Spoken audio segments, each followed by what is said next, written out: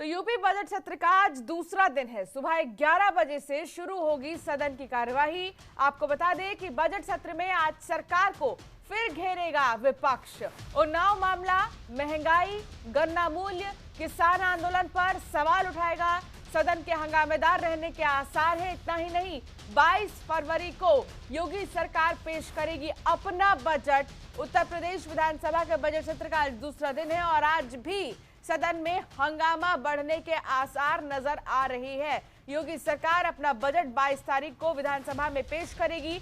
योगी सरकार का यह अंतिम बजट सत्र होगा क्योंकि अगले साल फरवरी में विधानसभा का चुनाव होगा और इस बजट में प्रदेश सरकार का फोकस अयोध्या पर हो सकता है। अयोध्या के विकास के लिए सरकार इस बजट के माध्यम से अच्छी खासी धनराशि दी जा सकती है। आपको बता दें कि कल बजट सत्र का पहला दिन था और सत्र के पहले दिन राज्यपाल आनंदीबेन पटेल ने दोनों सदनों को संयुक्त रूप से संबोधित किया। इस दौरान सपा कार्यकर्ताओं ने किसानों की समस्याओं, महंगाई और पेट्रोल डीजल के बढ़ते दामों को लेकर जबरदस्त हंगामा किया और नारेबाजी भी की। राज्यपाल अभिभाषण पढ़ती रही और सफाई हंगामा करते रहे।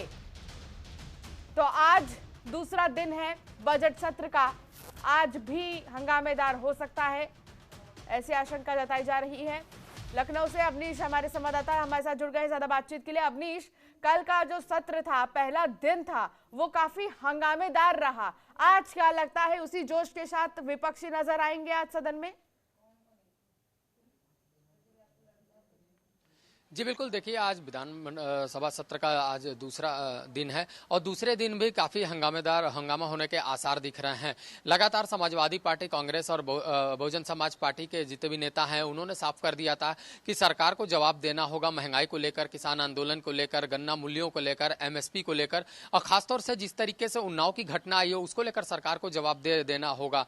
तो उसको लेकर आज आशंका जताई जा रही है कि आज फिर से वो सरकार को जवाबदेह बनाने के लिए उसका घेराव कर सकते हैं, वेल में आके हंगामा कर सकते हैं। हालांकि 11 बजे पूरी सत्र की शुरुआत होनी है और इसमें अध्यक्ष हृदय नारायण दीक्षित राज्यपाल के अभिभाषण पर फिर चर्चा करवाने वाले हैं। तो उस चर्चा के दौरान तमाम जो विपक्षी दल के नेता होंगे वो वेल में पहुंच सकते हैं और हंगामा कर सकते हैं, क्योंकि अभी एक दिन पहले ही देखने को मिला था कि किस तरीके से तीनों दलों के नेताओं ने सदन का वॉकआउट किया था, राज्यपाल के अभिभाषण का वॉकआउट किया था और साफ साफ आरोप लगाया था कि ऐसी क्या बात थी कि जब सदन की गरिमा होती है कि जो टाइम होता है अभिभाषण का उस टाइम पे ही अभिभाषण शुरू होना चाहिए, लेकिन फिलहाल जो राज्यपाल ने अभिभाषण शुरू किया वो 7 मिनट देरी से था। उसके बाद विपक्षी दलों ने मांग की कि दोबारा से राज्यपाल का अभिभाषण पढ़वाया जाए, उसके लिए एक तारीख दी जाए और उस दिन अभिभाषण पढ़वाया जाए। तो तमाम जो कवायद है वो कल देखने को मिली थी और आज फिर से विधानसभा की कार्रवाई शुरू होगी और तमाम अध्यादेश को पटल पर रखा जाएगा। लेकिन उससे पहले आपको एक खास बात बता दें कि आज संभावना जताई जा रही है कि कई शोक सभाएं हो सकती है, उसके बाद श्रद्धांजलि देकर साथ सदन स्थगित कर दी जाए, आधे दिन का ही सदन रखा जाए। लेकिन जिस तरीके से 22 फरवरी को बजट आना है उसको लेकर सरकार ने अपनी तैयारियां तेज कर दी हैं। लेकिन फिलहाल जो सत्र का दूसरा दिन है उस सत्र के दूसरे दिन में आसार जताए जा रहे हैं कि समाजवादी पार्टी के तमाम जो सदस्य हैं वो पहुंचेंगे चौधरी चरण सिंह की प्रतिमा के आगे और फिर से एक बार प्रदर्शन कर सकते हैं। अब एक उन्नाव का भी ऐसा मामला सामने आ गया है अपनी, जिसको लेकर लगातार विपक्षी सवाल उठा रहे हैं। लेकिन अब देखिए, क्योंकि पोस्टमार्टम रिपोर्ट सामने आ गई है, उसमें ये कह दिया गया है कि कोई भी चोट के निशान नहीं है, तो क्या बावजूद इसके आज विपक्ष इसको एक मुद्दा बना सकता है? जी बिल्कुल, देखिए विपक्ष लगातार उन्नाव के घटना पे अपनी प्रतिक्रिया दे रही है और सरकार को घेर रही है। विपक्ष लगातार कह रहा है कि जो घटना हुई है उस घटना की पूरी निष्पक्ष तरीके से जांच होनी चाहिए और जिस तरीके के पोस्टमार्टम रिपोर्ट आए हैं कि मुंह से झाग निकला है, उसका किसी तरीके का उनके साथ व्यवहार नहीं किया गया और उनका गला घुटने से मौत नहीं हुई, तो उसको लेकर अभी आज समाजवादी पार्टी अपना पक्ष रख सकती है। अब देखने वाली बात होगी कि जब सुबह के 10 बजेंगे तो 10 बजे जब उनका प्रदर्शन होगा तो क्या कुछ सरकार पे आरोप लगाते हैं। लेकिन फिलहाल जिस तरीके का पूरा राजनीतिक घटनाक्रम देखने को मिला उन्नाव कांड पे, वो कहीं ना कहीं सरकार पे सवाल खड़े करती है और आज सदन में भी उसकी आवाज उठाई जा सकती है। इन सब के बीच अवनीश, राम मंदिर को लेकर एक खास चीज होगी बजट में। कहा जा रहा है कि क्या पता भारी भरकम राशि सरकार की तरफ से दी जा सकती है राम मंदिर के लिए। लेकिन इन सब के बीच सवाल ये है कि पहले से ही ये कहा जा रहा था कि सरकार की तरफ से कोई पैसे से निर्माण नहीं किया जाएगा राम मंदिर का। राम मंदिर का निर्माण दान की राशि से किया जाएगा। तो क्या ऐसा कहा जा सकता है कि अगर राशि रखा जाएगा तो उससे लोग खुश होंगे, बजट को लेकर खुश होंगे? देखिए, योगी सरकार ने अपनी तरफ से पहले ही साफ किया था कि जितने भी प्रमुख तीर्थ स्थल है उनको पर्यटन के रूप में आगे बढ़ाया जाए। पर्यटन के लिए जितने भी गांव हैं उनको नगर निगम में समाहित करने की कवायद शुरू हो चुकी है और इसका असर अयोध्या में भी देखने को मिला था। जब कई गांवों को अयोध्या में शामिल किया गया तो वहां के जो विकास की संरचना है उसको एक स्वरूप दिया गया और उसके लिए प्रस्ताव बनाया गया। तो पूरी तरह जिस तरीके से रोड कनेक्टिविटी हो, एयर कनेक्टिविटी हो, रेल कनेक्टिविटी हो, इन सबको बढ़ावा देने के लिए योगी सरकार ने अपनी तरफ से पूरे प्रस्ताव तैयार किए हैं और उसका जो काम है वो आगे चल रहा है। राम मंदिर के लिए धनराशि तो नहीं हो सकती, लेकिन हाँ अयोध्या के विकास के लिए धनराशि हो सकती है, क्योंकि लगातार पर्यटन के क्षेत्र में उत्तर प्रदेश सरकार अपने बजट बढ़ाने के लिए बार बार आदेश देती रही है और बार बार ये कहती रही है कि पर्यटन के जितने भी क्षेत्र हैं उनको सौंदर्यीकरण, चाहे उनके ढांचे का पुनर्निर्माण और उनके जो विकास की संरचना है उसमें तेजी लाई जाएगी और उसमें लगातार एक के बाद एक काम होने हैं। तो संभावना जताई जा रही है कि 22 फरवरी को जब बजट पेश किया जाएगा तो पर्यटन के क्षेत्र में भी बढ़ावा देने के लिए बजट का जो स्वरूप है वो बढ़ाया जा सकता है। तो कुल मिलाकर आशंका यही है कि अगर बजट बढ़ता है तो स्वाभाविक सी बात है अयोध्या, मथुरा और काशी के लिए बजट उसमें बढ़ाया जाएगा।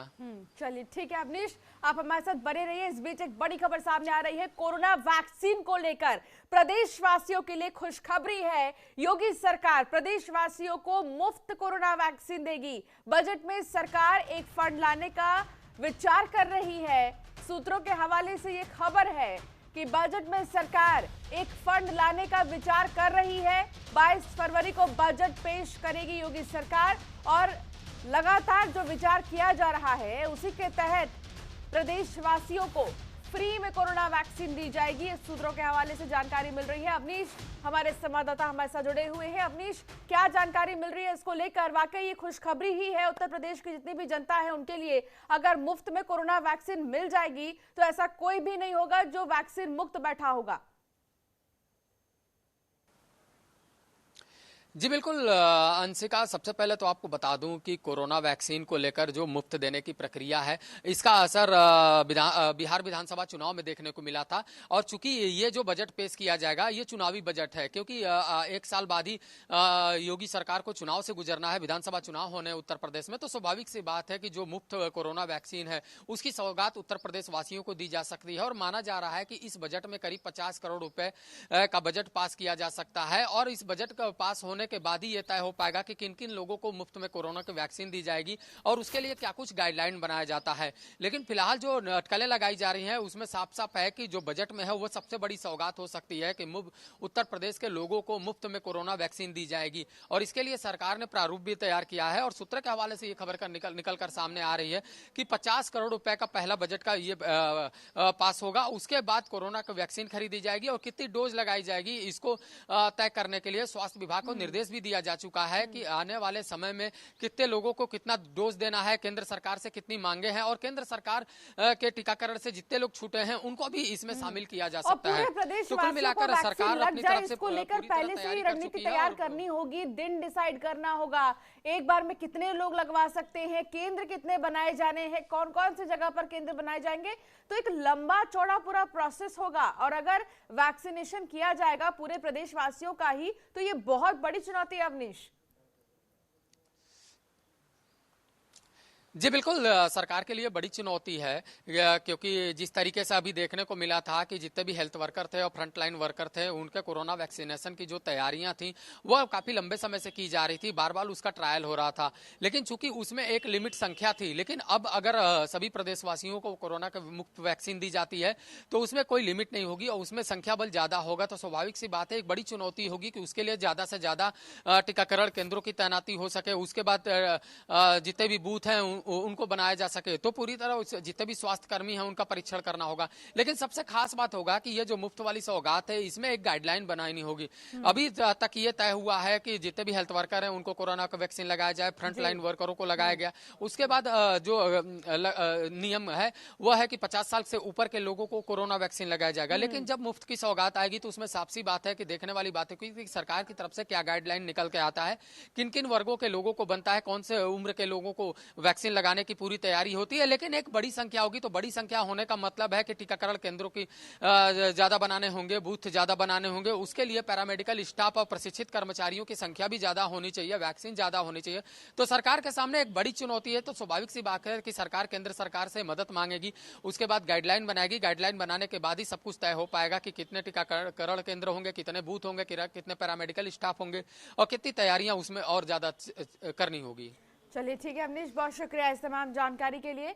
तो आपको बता दें कि जिस तरीके से देखा जा रहा है कि आज बजट सत्र का दूसरा दिन है और ऐसे में आज भी विपक्ष हंगामा कर सकता है। तो वहीं दूसरी खुशखबरी की बात ये थी कि वैक्सीनेशन को लेकर सूत्रों के हवाले से जानकारी मिल रही है कि जितने भी प्रदेशवासी हैं उन्हें मुफ्त में वैक्सीन लगाया जा सकता है। खबरों के निष्पक्ष विश्लेषण के लिए सब्सक्राइब करें Jantantra TV and press the bell icon. Never miss any update.